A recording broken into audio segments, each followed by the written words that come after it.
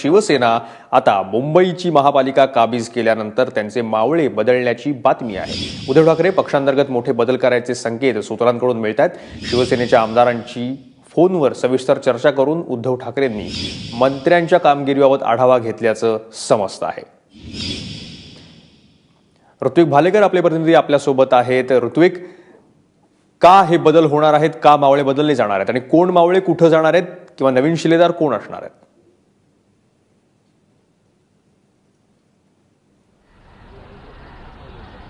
मयुरेश, परवाच मंत्र्यांची बैठक मातोश्रीवर पार पडली आणि या मंत्र्यांनी मुख्यमंत्र्यांची भेट घेतली आणि बाहेर येऊन सांगितलं की आमदारांना भाजपच्याच लोकप्रतिनिधीनुसार समान निधीचं वाटप केलं जाईल आणि यामुळे आता शिवसेनेचे आमदार यांची नाराजी दूर झालेली आहे। मात्र कुठलाही आमदार समोर येऊन असं म्हणाला नव्हता, हे लक्षणीय आहे आणि अजूनही आमदारांची खतखत जी आहे ही कायम आहे। आमदारांचा प्रमुख मुद्दा जो होता नाराजीचा तो म्हणजे मंत्र्यांची असमाधानकारक कामगिरी आणि त्याबाबत नेमकं पक्षपातळीवरती काय निर्णय घेतले जात आहेत याबद्दल चर्चा सध्या आमदारांमध्ये सुरू होती।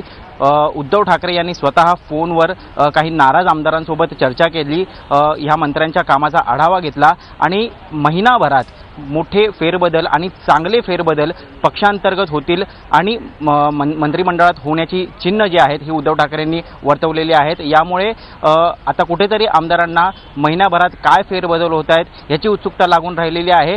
जर मंत्रिमंडळात निश्चितपणे बदल होणार असतील तर आपण एक गोष्ट लक्षात घेतली पाहिजे, विधान परिषदेतल्या आमदारांची जी संख्या आहे ही जास्त आहे आणि ते मंत्री जे आहेत ते शिवसेनेचे आहेत आणि ते जर मंत्री बदलायचे असतील तर नेमकं कुठल्या पातळीवरती हे बदल केले जातील, ग्रामीण भागातले जे शिवसेनेचे नवीन चेहरे आहेत यांना संधी दिली जाईल की पुन्हा एकदा मातोश्रीची जवळीक असलेल्यांचीच वर्णी लागेल, याबाबत ही आमदारांमध्ये चर्चा आहे।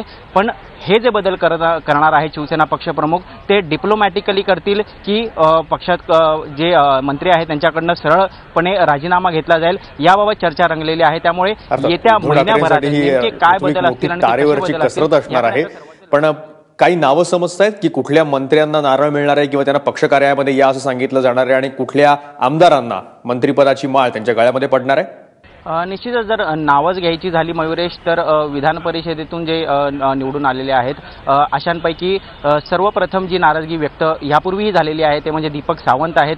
त्यानंतर ज्येष्ठ नेते शिवसेनेचे आणि उद्योग मंत्री सुभाष देसाई आहेत, त्यानंतर दिवाकर रावते असतील किंवा रामदास कदम असतील, हे सर्व मंत्री विधान परिषदेतले आहेत आणि कुठेतरी लोकांशी थेट यांचा संपर्क नाही आहे, लोकांमधून हे निवडून आलेले नाही आहेत, त्यामुळे लोकांची आडीनिडीची जी कामं आहेत ती यांना कळत नाहीत असा रोष आमदारांकडून आता उघड व्यक्त होतोय मयुरेश आणि त्यामुळेच जे बदल केले जातील हे याच मंत्र्यांपैकी केले जातील असेही कयास आता लावले जात आहेत। मयुरेश, धन्यवाद ऋत्विक। शिवसेनेमधल्या या सगळ्या अंतर्गत घडामोडींवर तू नजर ठेवून आहास, त्यामुळे शिवसेनेमध्ये मोठे फेरबदल पाहायला मिळू शकतात।